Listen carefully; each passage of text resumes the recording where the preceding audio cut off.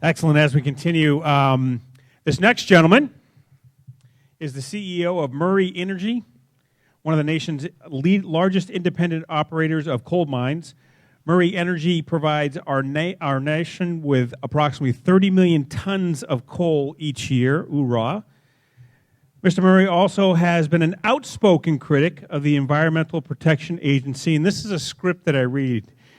And they're meddling, that's what we're calling it, meddling in the affairs of the states. Ladies and gentlemen, please, a big round of applause for Robert Murray.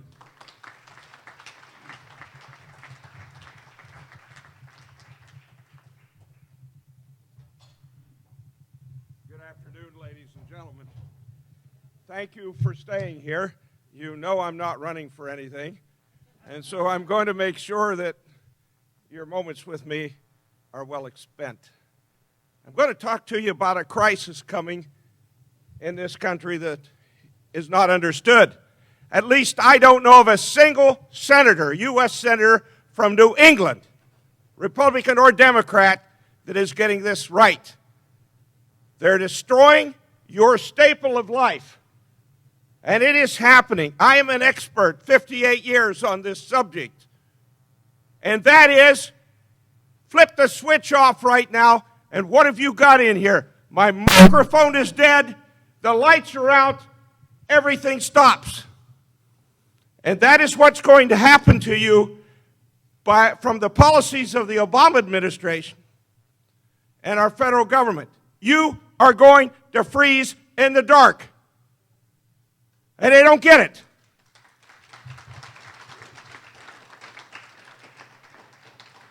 There's no disputing that we have by far the worst president that we'll ever have. His legacy will be the greatest destroyer that we've ever had. But what he's destroying, ladies and gentlemen, that you don't know is reliable, affordable, low-cost electricity. It is a staple of life, and it is being taken away from you. And I'm going to explain to you how. By the way, there's a copy of these remarks out there on the table when you leave. I'm an engineer. There'll be a lot of numbers in there. I'm not going to follow my text. I live with this thing every day. I want to make this relevant to you. Your senators don't get it. None of them in New England as to what they're doing to people on fixed incomes. I grew up very poor. They're not going to be able to pay their electric bills. People that manufacture a product for the global marketplace are not going to be able to. You don't know this is happening because you take for granted when you flip that light switch on that the electricity is there. The whole system is being destroyed. You know what I call it?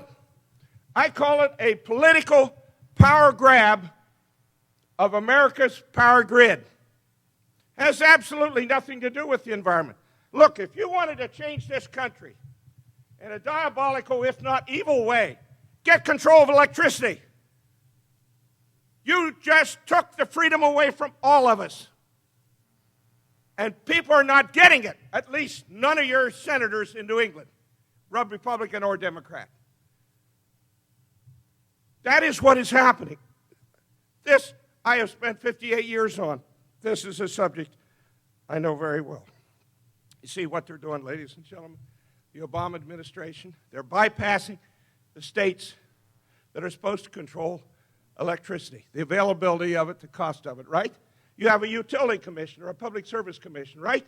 They're the people who are supposed to do it. No, they're bypassing the states, the utility commissions. They're bypassing the House, U.S. House, the U.S. Senate.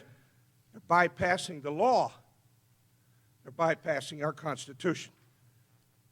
And ladies and gentlemen, I am righteously angry because I'm an expert on this subject, and I see what's going to happen to your children and grandchildren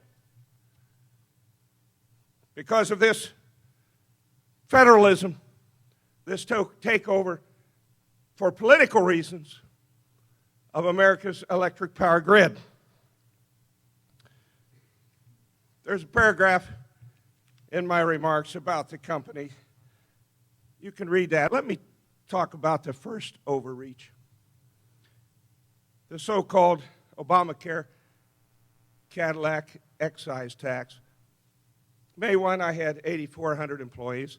Not large, but big enough. I built it by selling my children's toys, and by the grace of God, God put me in business.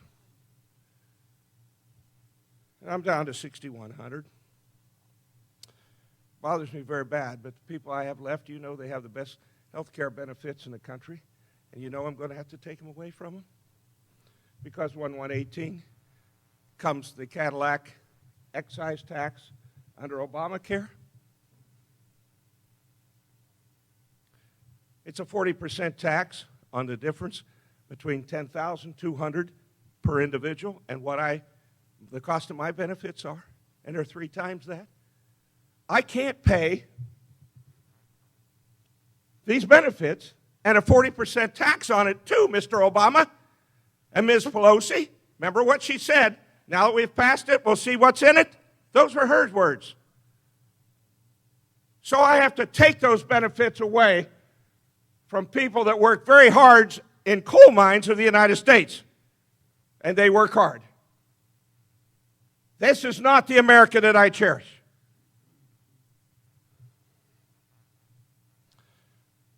It's almost impossible for me, particularly at my age, my wife, Brenda, will tell you, for me to sustain these jobs because of the regulatory rampage of our federal government. The coal mining jobs and markets in the eastern United States are now 50% gone. You say, okay, what's that mean to me? Coal-fired electricity, ladies and gentlemen, is 4 cents a kilowatt hour at the bus bar. The wind and solar electricity that your senators have bought into and Obama espouses is 22 cents a kilowatt hour. And you pay $24 a kilowatt hour out of your taxes to sustain it. If it weren't for your subsidy, wind and solar wouldn't even exist.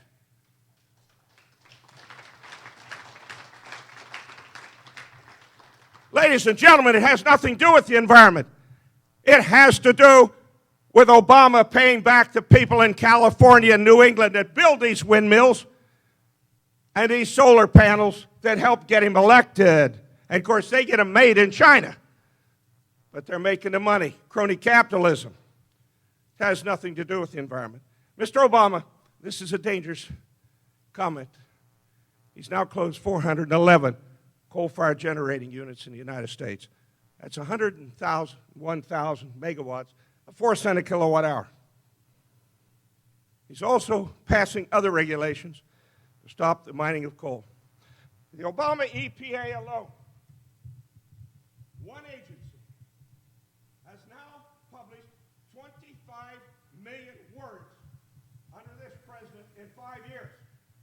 Ladies and gentlemen, that is 38 times the words in our Holy Bible. Think about that. One agency. You don't know it. Your senators don't know it. Be outraged. They know it. They're part of, oh, I'm Kelly Ayotte. I don't step out here and get away from what the line is in Washington or whatever, what's popular. Today's coal production and sales situation is extremely dangerous. It's the worst I've seen in 58 years. Our electric utilities are not dispatching. I put a lot of power into New England. If I would rattle off we're the largest coal company in the world. I put a lot of power into New England. I could name the utilities to you and work with these utilities executives every day. They can't dispatch their power because of the ever-increasing regulations of the Obama administration. And that margin in the grid is getting smaller and smaller and smaller every day. And if we have another polar vortex like we had in 2014, Grandma's going to get cold in the dark. And people on the operating table are going to have to go to a generator. I'm not trying to alarm you. We got Obama alarming us on global warming and climate change. I don't need to alarm you. I'm not doing it. I'm an engineer. I'm telling you what is happening to your electricity supply. And right now, none of the nation's coal companies, the 4 cent a kilowatt hour electricity, are cash flowing. Not a single one, except for 2. Every coal company in the United States will financially fail. They'll either have to sell assets, restructure, or they will be in bankruptcy by the end of next year. That is dangerous for America. That's your 4 cent a kilowatt hour, not the 22 cent kilowatt hour with your taxes. Prior to Obama, 52% of your electricity came from coal. Today it's 37%. I have said for 3 years it'll go down to 30. People mock me, but it's playing out just that way. From 52% to 30%. That's your 4 cent a kilowatt hour. While he promotes the 5.5 times more expensive renewables, which get a tax from you. And you know what? Those renewables are only there if the wind blows and the sun shines. Think about that. Chairman of American Electric Power, one of my largest customers, Utility Commission of Ohio, is requiring him to be connected to 3,800 megawatts of renewables. When we had the polar vortex in Ohio in early 14, you had it here. He called on his 3,800 megawatts. You know what he had? 15. That was it. 15 megawatts. The sun wasn't shining, the wind wasn't blowing. And that's where Obama and his Democrat followers are taking you and his country. And I say to you again, electricity is a staple of life. Whether you're on a fixed income and poor like I was as a boy, or whether you're trying to manufacture a product. What's behind this destruction of reliable, low-cost electricity and the jobs in our industry? Again, I call it a political power grab of America's power grid. It's to get control of this country, to change society. It's social engineering. Has nothing to do with the environment. And people need to recognize it. And to get there, he's illegally bypassing the states, the Utility Commission of the states, the House, the Senate, the Constitution, and the law. And I'm going to show you. One of the most overreaching regulatory efforts of the Obama administration is their so-called Clean Power Plan. This is a blatantly illegal effort by the executive branch to use the Clean Air Act of 1971 in a way never intended by Congress to promulgate carbon dioxide regulations. I have 5 lawsuits. Murray Energy has filed them against the Obama EPA. They're styled Murray Energy. I've been joined by 16 of our states. 16 have joined our lawsuits in amicus briefs. But on June 8th, Court of Appeals, where our cases are being heard, District of Columbia, not ripe yet, threw our cases out. They're not finalized yet. You see, they haven't been published by the Federal Register. Well, Obama is supposed to have been, and his bureaucrats, appointed bureaucrats, nobody elected in this government. They're supposed to have rolled this Clean Power Plan out years ago, months ago. But they haven't because they're gaming it. They're compressing the time frame to when they're going to publish it in the Federal Register so the utilities and the states themselves don't have time to get into court and have their day in court and have their due process rights.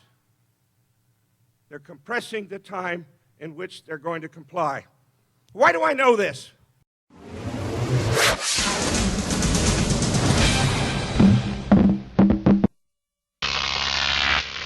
Crop TV.